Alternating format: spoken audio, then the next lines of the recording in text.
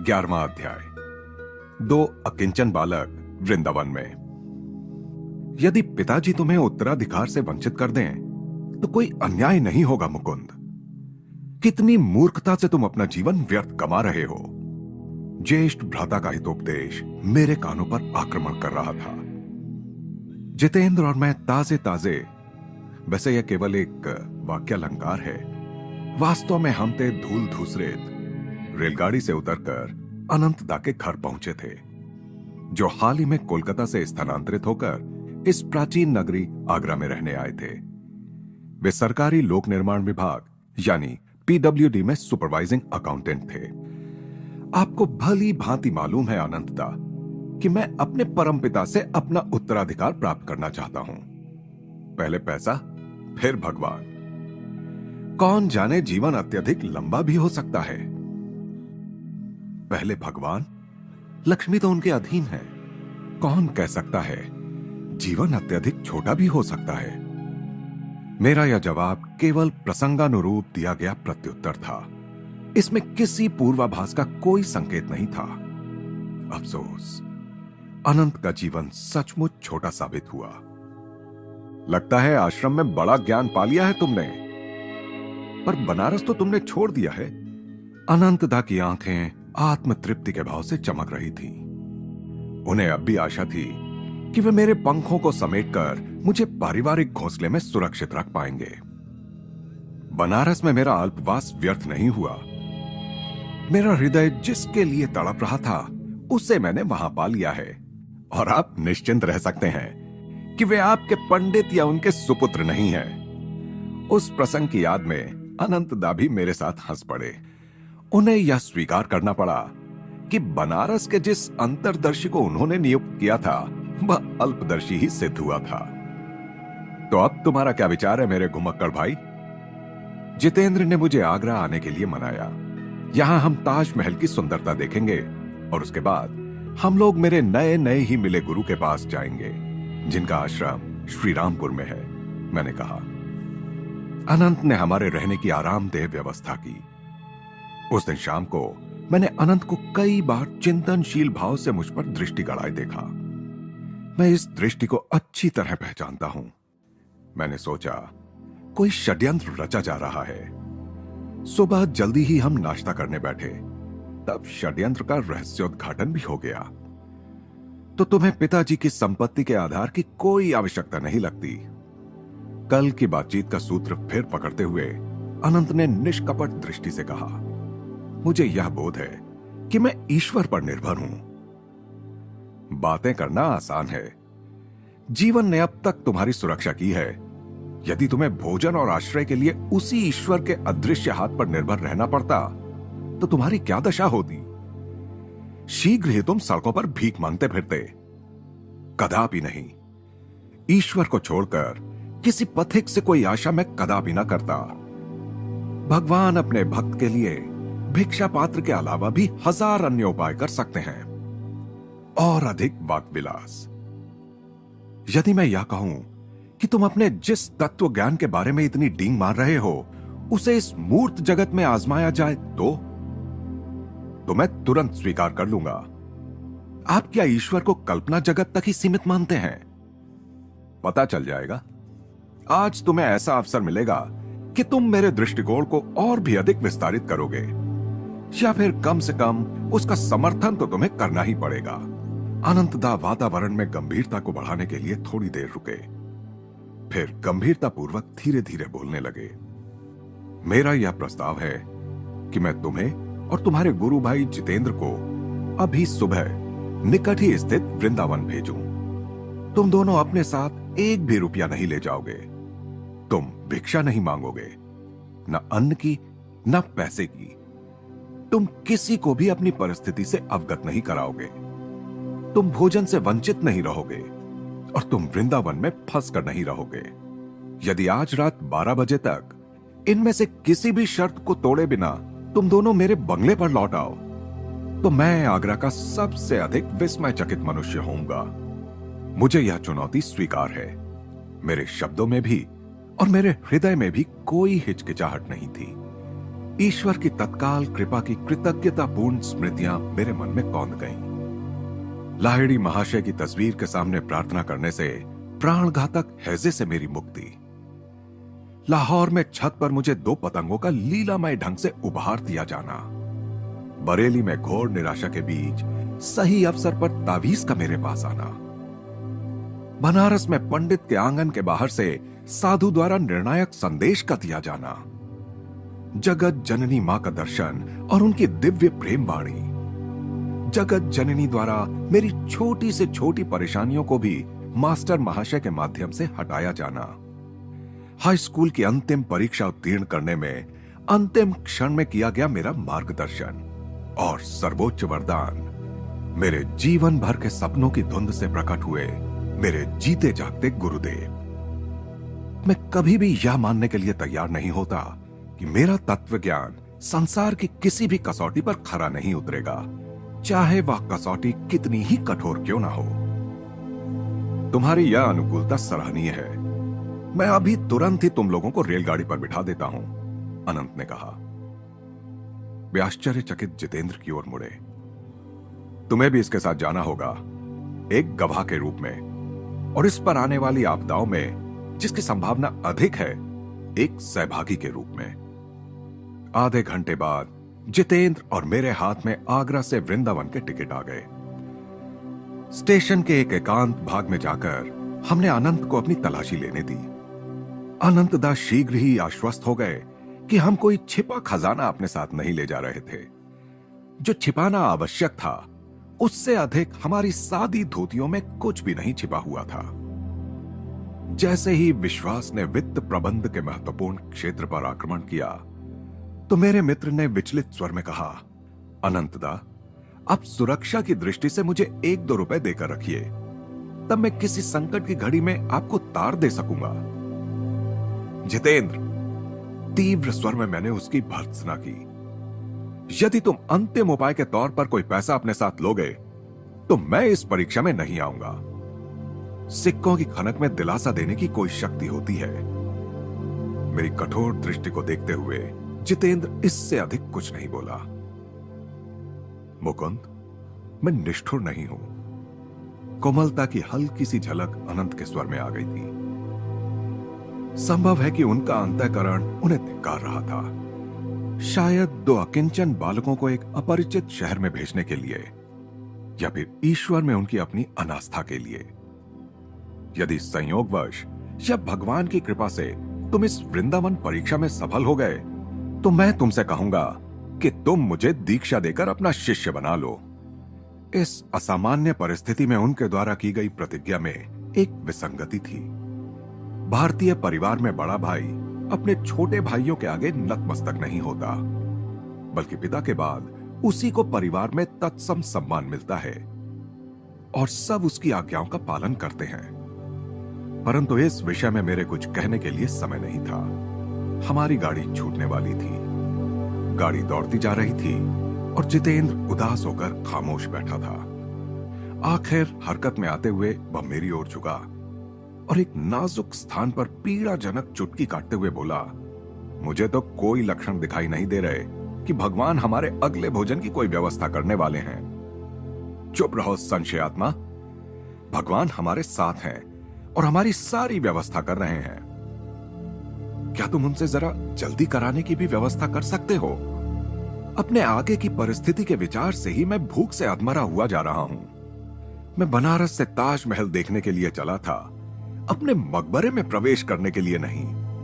अब खुश हो जाओ जितेंद्र, हम आज वृंदावन के पवित्र स्थानों का पहली बार दर्शन करने जा रहे हैं ना।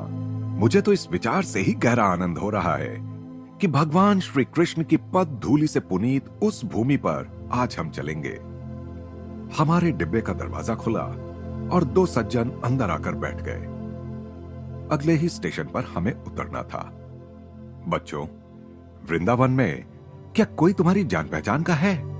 मेरे सामने बैठा हुआ अपरिचित व्यक्ति हम में आश्चर्यजनक रुचि ले रहा था। आपको इससे प्रयोजन? बेरुखेपन से मैंने अपनी दृष्टि घुमा ली।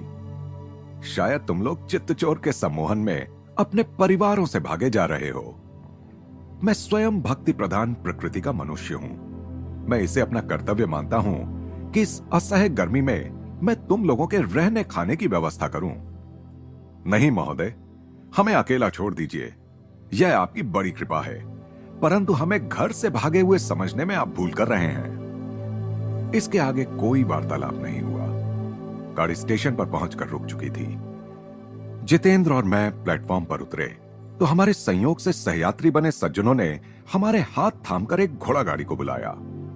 हम एक भव्य वैभवशाली आश्रम के सामने उतरे, जिसके चारों ओर सुंदर उद्यान था और सदाबहार वृक्ष थे। हमें ले आने वाले सज्जन स्पष्टतया यहां भली भांति परिचित थे।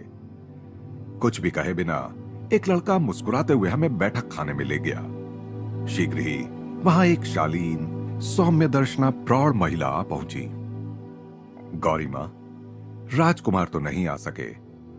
उन दो में से एक सज्जन ने आश्रमवासी महिला से कहा। अंतिम क्षण में उन्हें अपना कार्यक्रम बदलना पड़ा। इसके लिए उन्होंने खेद व्यक्त किया है, परंतु हम दूसरे दो अतिथियों को ले आए हैं। जैसे ही गाड़ी में हमारी मुलाकात हुई, मैं इनकी ओर खिंच गया। मुझे ये कृष्ण भक्त प्रतीत हुए। अच्छा बच्चों, हम चलते हैं। भगवान ने चाहा तो फिर मुलाकात होगी, दोनों सज्जनों ने दरवाजे की ओर जाते हुए कहा। यहां तुम दोनों का स्वागत है। गौरी मां ममतामयी ढंग से मुस्कुराई। तुम्हारे आगमन का आज से अधिक अच्छा दिन दूसरा कोई ना होता। आज इस आश्रम के दो आश्रयदाता राजकुमार यहां आने वाले थे। कितने खेद की बात होती यदि मेरे बनाए पकवानों को सराहने वाला कोई ना होता। इन मधुर शब्दों का जितेंद्र पर आश्चर्यजनक प्रभाव पड़ा। उसकी आंखों से अश्रुधाराएं बहने लगीं। वृंदावन में जिस आगे की परिस्थिति का उसे भय था, वह तो राजसी सत्कार में बदल रही थी। आकस्मिक रूप से इतने बड़े परिवर्तन के साथ अपने मन का मेल बिठाना उसकी क्षमता से बाहर हो रहा था। गौरी मां ने कौतूहल से उसकी ओर देखा, पर कहा कुछ नहीं। शायद वे किशोर प्रवृत्तियों से परिचित थीं। भोजन का बुलावा आ गया। गौरी मां हमें एक बरामदे में ले गईं, जहां भोजन किया जाता था।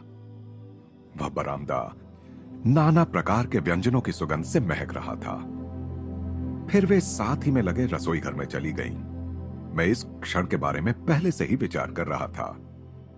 जितेंद्र के शरीर पर योग्य स्थान चुनकर मैंने उसे वहां उतनी ही जोर से पीड़ाजनक चुटकी काटी जितनी जोर से उसने गाड़ी में मुझे काटी थी। संशयात्मा, भगवान व्यवस्था करते हैं, जल्दी से भी। गौरी मां एक पंखा लेकर लौट आई। हम अलंकृत ऊनी आसनों पर बैठे थे और वे हमें भारतीय पद्धति के अनुसार पंखा झलती रहीं। आश्रमवासी शिष्य कुछ 30 व्यंजनों को परोसते आ जा रहे थे। उसे भोजन कहने से राजसी भोज कहना अधिक युक्तिसंगत होगा। इस धरातल पर जन्म लेने से लेकर अब तक न जितेंद्र ने और न मैंने कभी ऐसे व्यंजन चखे थे। ये व्यंजन तो सचमुच राजकुमारों के ही योग्य हैं, पूज्य माता जी। आपके राजसी आश्रयदाताओं को इतने स्वादिष्ट भोजन से अधिक क्या महत्वपूर्ण लगा, मैं कल्पना ही नहीं कर सकता। आपने हमें जीवन भर के लिए एक स्मृति प्रदान कर दी है। अनंत की शर्त से मुंह बंद किए जाने के कारण हम उस करुणामयी भद्र नारी से यह भी नहीं कह सकते थे कि हमारे धन्यवाद का दोहरा महत्व था। कम से कम हमारे हृदय की सच्चाई उन उद्गारों में सुस्पष्ट थी। हम उनके आशीर्वाद और आश्रम में पुनः आने के निमंत्रण के साथ वहां से चल पड़े। बाहर धधकती धूप थी। जितेंद्र और मैं आश्रम के फाटक के पास स्थित एक विशाल कदम्ब वृक्ष की छाया में जाकर खड़े हो गए। वहां पहुंचते ही जितेंद्र के मुंह से तीव्र शब्दबाण चलने लगे। वह फिर एक बार शंका व्यथित हो उठा था। तुमने तो आज मुझे अच्छी मुसीबत में फंसा दिया। हमारा यह भोजन तो केवल एक संयोग था। हम दोनों के पास एक भी पैसा तो है नहीं।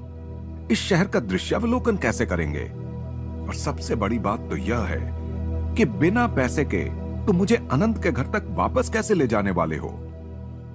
तुम भगवान को जल्दी ही भूल जाते हो। अब तुम्हारा पेट जो भर गया है। मेरे शब्दों में कटुता तो नहीं थी, पर आरोप अवश्य था।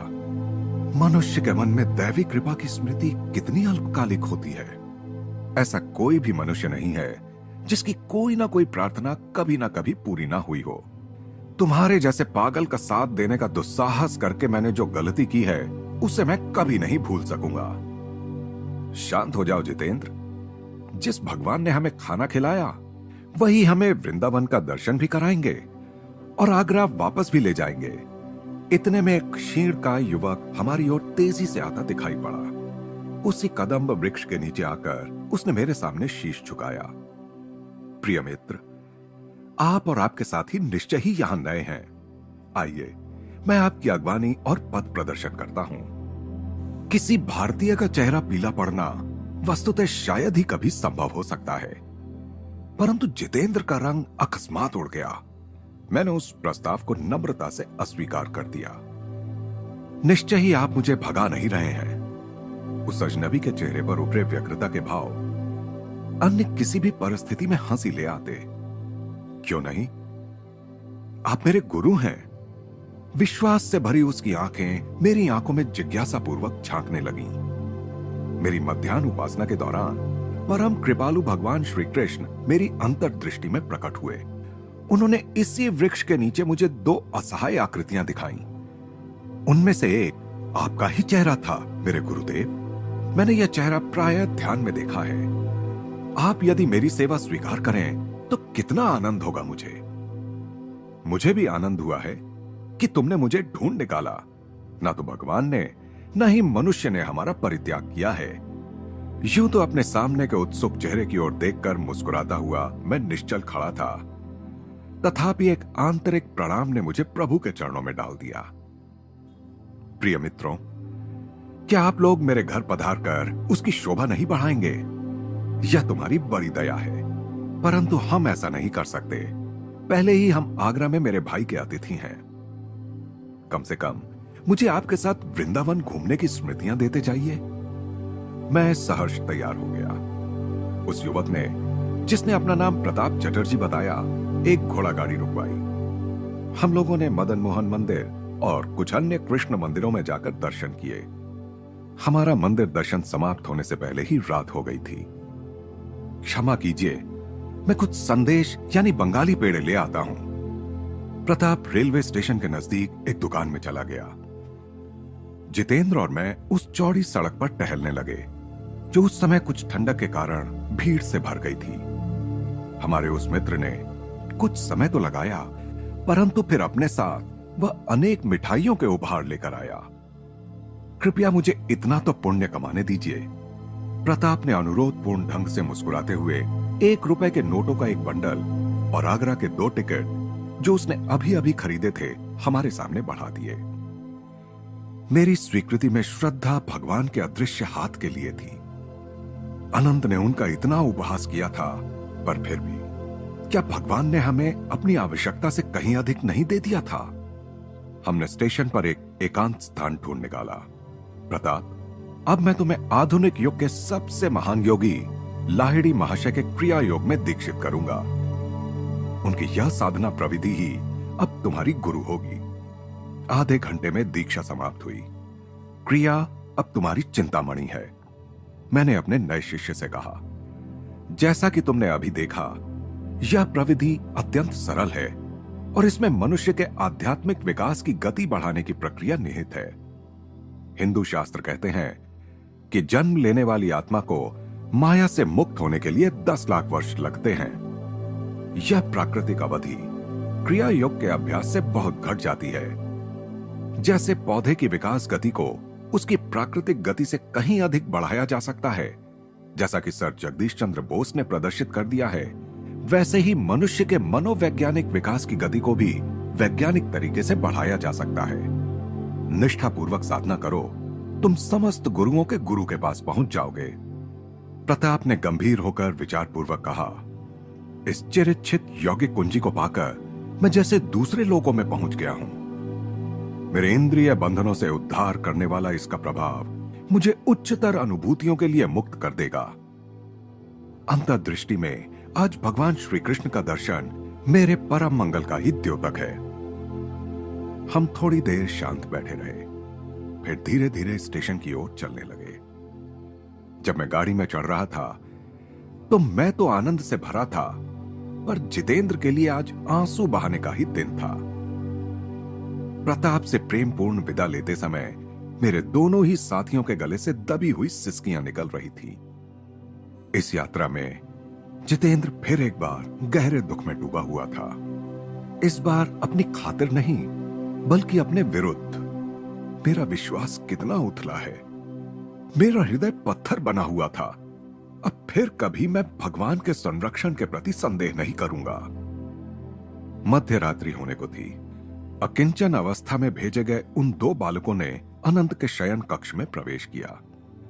जैसा कि उन्होंने बातों बातों में यूं ही कह दिया था, उनका विस्मय चकित चेहरा अब देखते ही बनता था। मैंने चुपचाप एक टेबल पर रुपयों के नोटों की वर्षा कर दी। जितेंद्र, सच सच बताओ, अनंतदा मजाक करने के अंदाज में बोले। इस लड़के ने रास्ते में किसी को लूटा है ना? परंतु जैसे जैसे यात्रा की कहानी खुलती गई, मेरे भाई शांत होकर फिर गंभीर हो गए। मांग और पूर्ति का नियम, जैसे मैंने सोचा था, उससे कहीं अधिक सूक्ष्म स्तर पर कार्य करता है।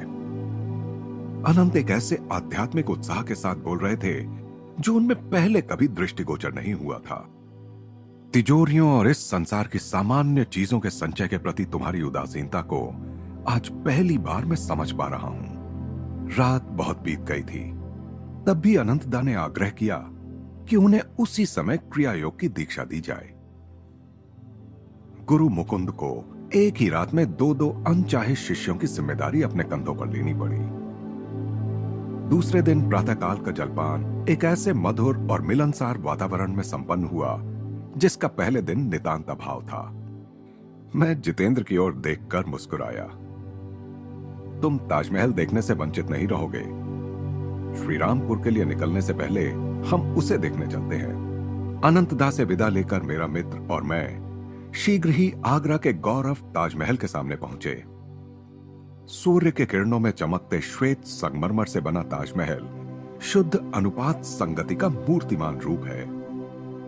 काले घने सरू के वृक्ष, चमकदार हरियाली और प्रशांत जलाशय का दृश्यपट उसके श्रृंगार को पूर्ण कर देता है। अत्यंत बारीक नक्काशी की रत्न जड़ित जालियों से बना भीतरी भाग अति सुंदर है। भूरे तथा बैंगनी रंग के संगमरमर से बना अत्यंत नाजुक बेलबूटा अति सुंदर है। गुंबज की रोशनी शहंशाह शाहजहां और उसकी सल्तनत एवं दिल की मलिका मुमताज महल की कब्रों पर पड़ती है। अब दृश्यावलोकन बहुत हो गया। मैं अपने गुरु के पास जाने के लिए आतुर हो रहा था। शीघ्र ही जितेंद्र और मैं रेलगाड़ी से दक्षिण दिशा में बंगाल की ओर जा रहे थे। मुकुंद, मैंने कई महीनों से अपने परिवारजनों को नहीं देखा है। मैंने अपना इरादा बदल दिया है। शायद फिर कभी मैं तुम्हारे गुरु से मिलने श्रीरामपुर आऊंगा। मेरे मित्र ने, जिसे सौम्य भाषा में अस्थिर चित्त कहा जा सकता है, कोलकाता में मेरा साथ छोड़ दिया। मैं एक लोकल ट्रेन पकड़कर शीघ्र ही कोलकाता के उत्तर में 12 मील पर स्थित श्रीरामपुर पहुंच गया। जैसे ही मुझे यह एहसास हुआ कि बनारस में गुरुदेव से मिले ठीक 28 दिन बीत गए थे, विस्मय से मेरा हृदय धड़कने लगा। तुम 4 सप्ताह में मेरे पास आ जाओगे। और आज मैं धड़कते हृदय से रायघाट लेन में उनके आंगन में खड़ा था। आज पहली बार मैंने उस आश्रम में प्रवेश किया था जहां मैं अपने जीवन के अगले 10 वर्षों के सर्वोत्तम अंश भारत के ज्ञानावतार के साथ बिताने वाला था।